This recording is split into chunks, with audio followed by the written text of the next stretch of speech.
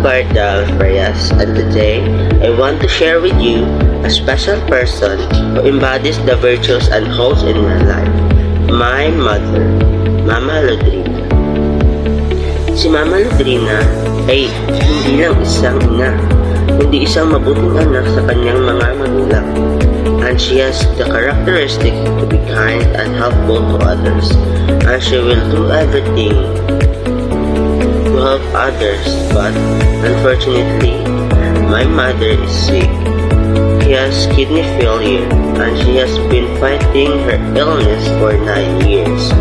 But on November 21, 2016, she died. But even though she is gone, and I still remember all the help she did to people in need without asking for anything in return.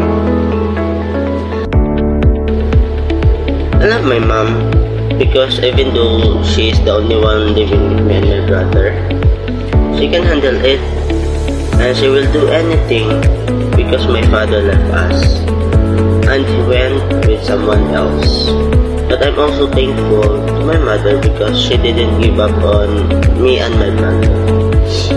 But she couldn't take it anymore because of her kidney failure disease.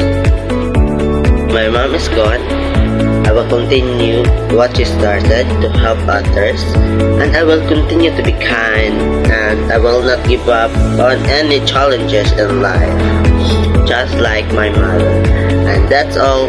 Thank you po.